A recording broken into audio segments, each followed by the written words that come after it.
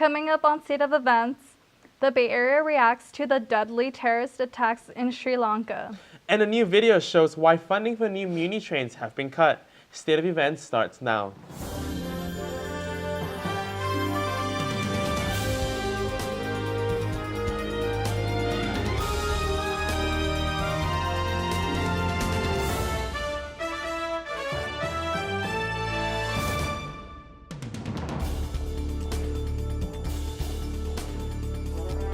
Welcome to State of Events. I'm Karen Alarcon. And I'm Samuel Chua. Let's get down to our top story.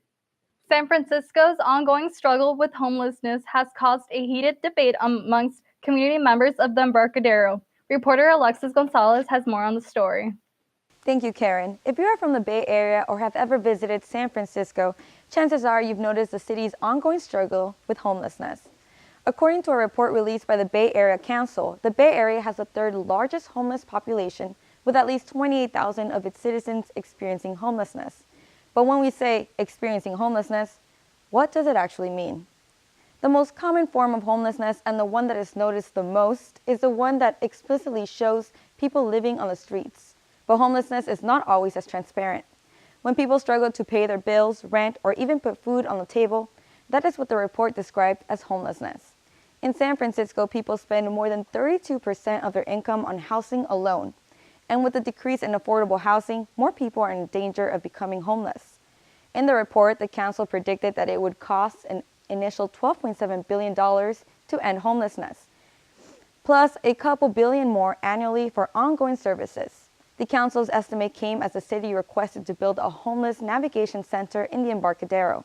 Navigation centers are unique because they house homeless individuals along with pets for an extensive amount of time.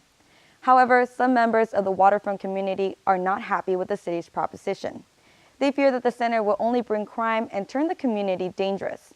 In an effort to explain the proposal, Mayor London Breed attended a community meeting but was shouted down by an angry crowd.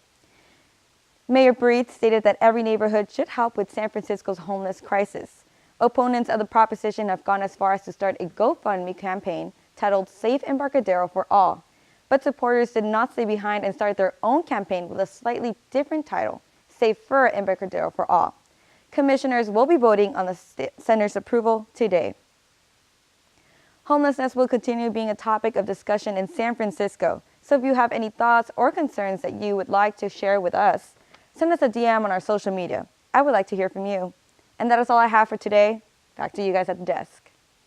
Many in the Bay Area are reacting to the news of the terrorist attack in Sri Lanka and are sending prayers to the victims. Easter Mass at Oakland's Cathedral of Christ the Light began with prayers from Bishop Michael Barber.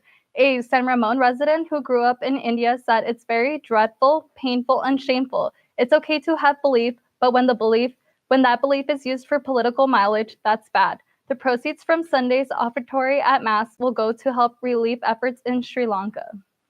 In honor of Earth Day, city leaders and residents across the Bay Area highlighted what they will be doing to help improve the state of the planet.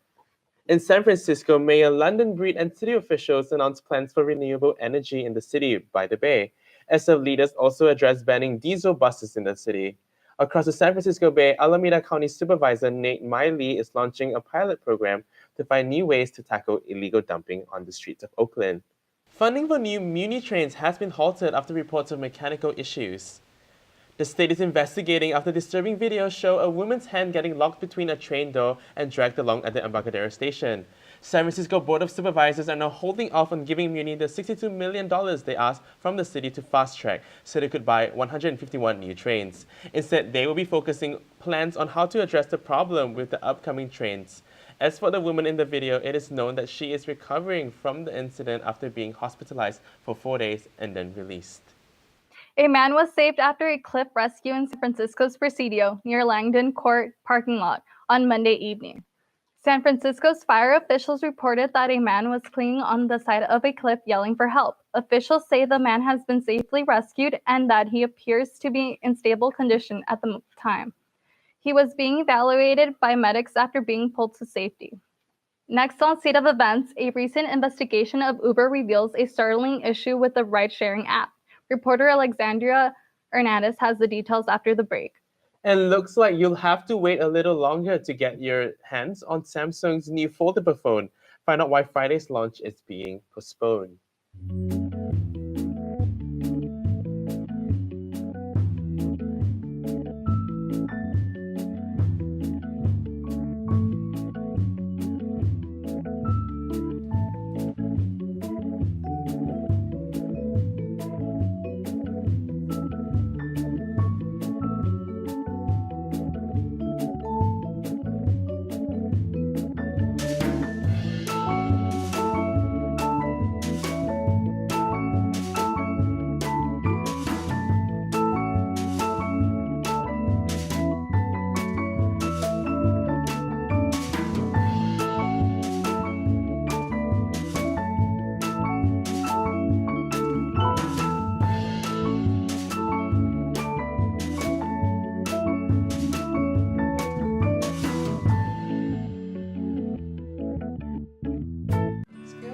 When it's time to choose healthcare for your teen, you want the best.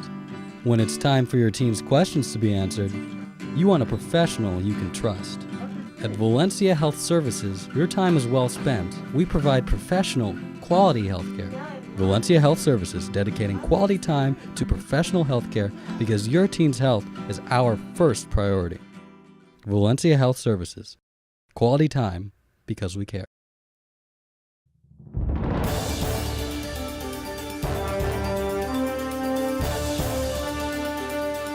Welcome back to State of Events. Recent cases of sexual assault surrounding Uber has riders wondering if it's safe enough to ride. Reporter Alexandra Hernandez has more on the story. I'm here in front of Uber headquarters in downtown San Francisco. A recent investigation has revealed 103 cases of sexual assault by Uber drivers. This raises the question, is Uber safe or should customers be concerned? I called up an Uber and the guy I was with seemed very aloof, driving through red lights and passing lanes very fast. We just said, hey, we have to get out of the car, and then I reported it, and I didn't get much of a response back from Uber, but it was really dangerous, and I'm never driving with Uber again. I was in New York and my phone ended up dying. The car I got into wasn't really a taxi. He ended up charging me like $200. Otherwise, he threatened to take my stuff. I'm pretty lucky that I was just able to get out. 21-year-old Samantha Josephson got into the wrong Uber after a night out with friends. Her body was later discovered in a field and the driver was charged in her murder. This girl went out and her friends weren't watching out for her. And I mean, we should all be responsible for ourselves, but also let's watch out for the people that are around us too. Uber's online safety tips advise customers to check the license plate, driver photo, and name that is listed in the app before getting in the vehicle. Uber's response to Josephson's death has been to create a new alert system that sends notifications reminding riders to make sure they have the correct ride. It's important, I think, as a woman to have a voice. Say how you feel. I'm uncomfortable with this situation and, your priority. In San Francisco, I'm Alexandra Hernandez. And you just can't escape the scooter craze in big cities. Reporter Nicole Ginsky has more on how it's impacting San Francisco. You may have noticed numerous scooters scooting around the city. Citygoers can pick up a scooter anywhere going to the Spin or Scoot app. Residents may have noticed a decrease in scooters around the city, especially from big names such as Bird and Lime. The city of San Francisco did not grant these companies a permit for the scooter pilot program. Luckily, if you're wanting to take one for a quick ride, Scoot and Skip received approval. Tourists seem to love the quick and easily accessible transportation it provides. Oh, it's awesome. I really enjoyed it. But residents are outraged about the safety of the scooters and problems arising from them. I thought they were kind of dangerous in a way, but I did like them because they're easy to ride around. I actually had a family friend who was not wearing a helmet going too fast on one, and she turned, fell off, and she hit her head on a statue, and she now can't hear out of one of her ears. So I'm personally against them just because I know how dangerous they are and can be. It seems for Bird and Lime, people were getting injured due to the lack of regulations enforced with the scooters. Skip scooters now specify on their equipment that a helmet must be worn while riding. Bird is facing backlash after being forced out of San Francisco. During the proposal process, they were releasing more scooters into the city than allowed. Bird scooters are dockless, leading to mass amounts of scooters being left in the sidewalks, on roadways, and leading to injuries and upset residents. Skip and Scoot were the only companies that met SFMTA standards and received a 1-year grant. While it is too soon to tell if these scooters will stick around after the year is over, one thing is clear, that you just can't escape the tech world in San Francisco. Reporting from San Francisco, I'm Nicole Gitsky with State of Events. Police are looking for a car caught on camera following a girl in Vacaville. The girl can be seen hiding behind a blue truck waiting, but then the car returns and tries to approach her one more time. Only when the car leaves again, then she takes off running to safety. Police say the man, described as a black male in his 20s with dreadlocks, has been following her for several blocks near Ulysses Drive and Leisure Town Road. They do not know the driver's intentions, but they are using this video to remind kids to be extra careful while walking to and from school. A peeping Tom in Walnut Creek has been arrested after allegedly using a camera on his shoe to try to look up the dress of a girl. Police say the man, identified as Jax Bloxham, was in an Apple store at 1200 South Main Street around 3 p.m. Sunday and had placed a camera on top of his shoe before moving his shoe under the girl's dress. The girl's father witnessed it and told Bloxham to immediately stop, prompting him to run away. However, officers were able to catch Bloxham and arrest him for annoying or molesting a child under the age of 18. An investigation is currently underway. Authorities on Monday confirmed the arrest of a 54-year-old woman accused of dumping 7 newborn puppies into a Coachella dumpster. The suspect, identified as Deborah Sue Caldwell, was arrested Monday at her Coachella home. She is facing up to 7 counts of felony for animal cruelty. Caldwell was seen stepping out from a white Jeep and throwing the bag filled with puppies into a pile of trash behind Napa Auto Parts Thursday, before driving away. Luckily, a man rummaged through a dumpster shortly after discovering the puppies and brought them to the store. The puppies are now being cared for at the rescue organization. Samsung has pushed back this week's planned public launch of its highly anticipated $2,000 foldable phone after reports that reviewers' phones were breaking. The company planned to release the Galaxy Fold this Friday, April 26th, but instead will run more tests and announce a new launch date in the coming weeks. Samsung said it will find better ways to protect the screens and explain to people that the outside protective layer must stay on. Contract employees who do work for Southwest Airlines were seen staging demonstrations at airports across the Bay Area and California on Monday over working conditions and the airline's use of non-union contractors. Workers are calling out the airlines outsourcing, saying their healthcare has become more expensive and working conditions have become more grueling as a result. The SEIU claims these conditions have become extremely bad that it's affecting passenger safety. According to authorities, an inmate on death row at San Quentin was found dead in his cell on Saturday morning. The 35-year-old man was found as unresponsive, although life-saving measures were performed. He was pronounced dead at 6:49 a.m. The cause of death is unknown at this time, but officials say an autopsy will be done. He was sentenced to death in Los Angeles County in 2009 for the murder and has been on death row since. Coming up after the break, find out what the Sacramento Kings' new coach is being sued for. And stay tuned to get an update about what's happening in the fashion world.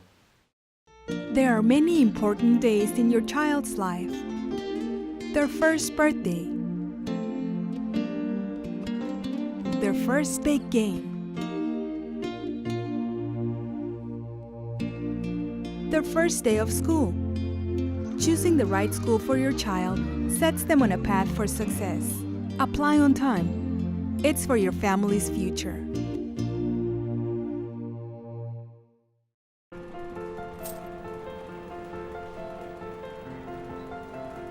No matter how much you give,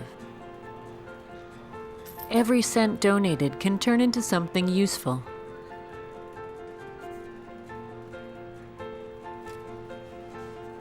Take part in building homes. Take part in building hope. Habitat for Humanity, Greater San Francisco, building homes and hope in Marin, San Francisco, and the Peninsula. Claudia is a pre-med student in search of a global health experience. She desires a program abroad that provides cultural immersion. Claudia wants a credible program that affirms her interest in the medical field. Most importantly, she seeks an international, community-based health program. Claudia finds herself with Child Family Health International. How will you distinguish yourself? Visit cfhi.org.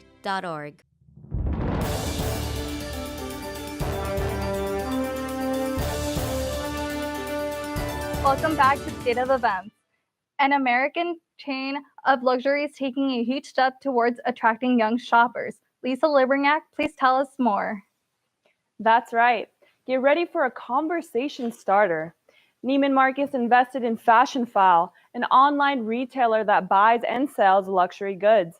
Fashionphile was founded in 1999 and promotes itself as an ultra-luxury pre-owner retailer with a 15,000 item category. The question is, will this hurt luxury industry demand for Neiman Marcus, and will it actually reach its goal to attract millennials and Generation Z?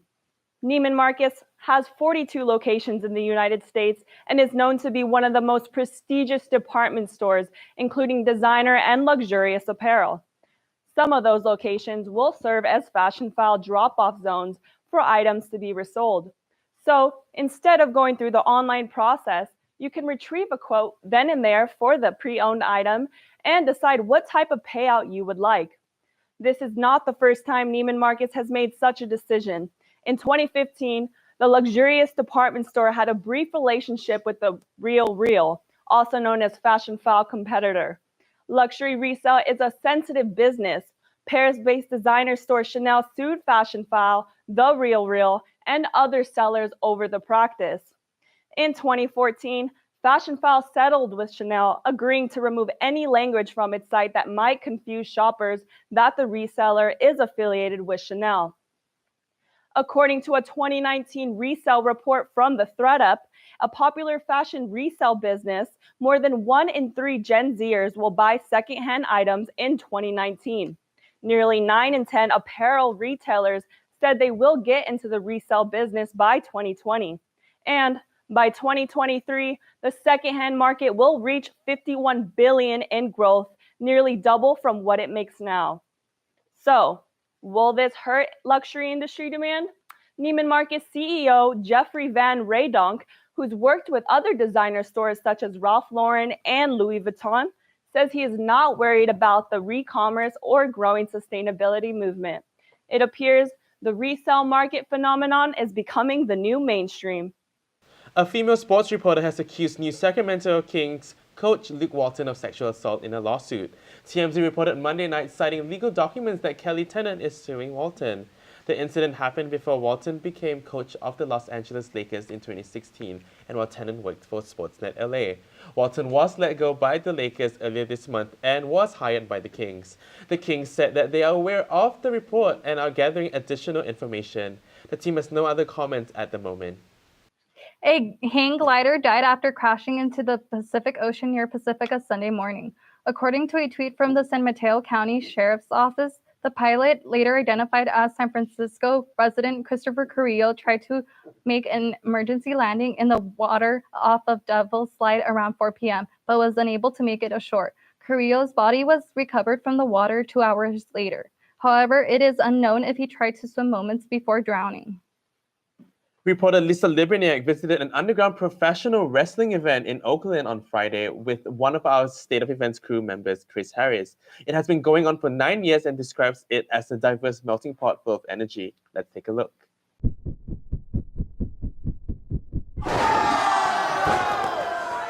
I'm Lisa Librignac for State of Events, and I'm currently inside the Oakland Metro Opera House, home of the weekly wrestling phenomenon, Hood Slam.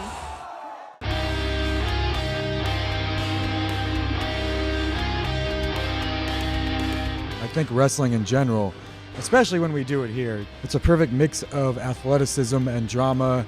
It's one of a kind. The energy that I give out and the energy that all the performers put out is returned like tenfold. Like the vibe and the just the atmosphere in the room is almost palpable. It's unlike anything I've ever encountered in wrestling or anywhere else for that matter. This is Hood Slam. This is real. Whether or not it's your first time or 100th time, Every wrestler's goal is to entertain and, most importantly, make you feel a part of it. With Hood Slam, it's something that is not going for your standard PG pro wrestling, the stuff that you see on TV. It's something totally different, and it's very inclusive. Most of the people that come to Hood Slam have never been to Hood Slam before. Our crowd on every night is usually about 50-50, new people, returning people. When you work with people as well as the ones that work here at Hood Slam, it's kind of like a poetry of motion. We just feel each other. We know what's going on. There's everybody in the back. They want to see everyone do good. They want to see you make it. It's just a lot of love. It's a lot of brotherhood here. And that love shines through each one of their unique characteristics. And a lot of wrestlers, their first couple of years, it's just trying to get comfortable in the ring before they really can find themselves in the ring and let their true personality come and show out. And that's when I met your demigod of death. I'm your demigod of death, Funny Bone. That's my name. Demigod of death? Your demigod of death. My first appearance at Hood Slam, I actually married 2 women inside the wrestling ring to each other. First ever same-sex marriage in a wrestling ring in the history of professional wrestling. You too can be part of Hood Slam's history. Every Friday in Oakland, I'm Lisa Labrignac with State of Events.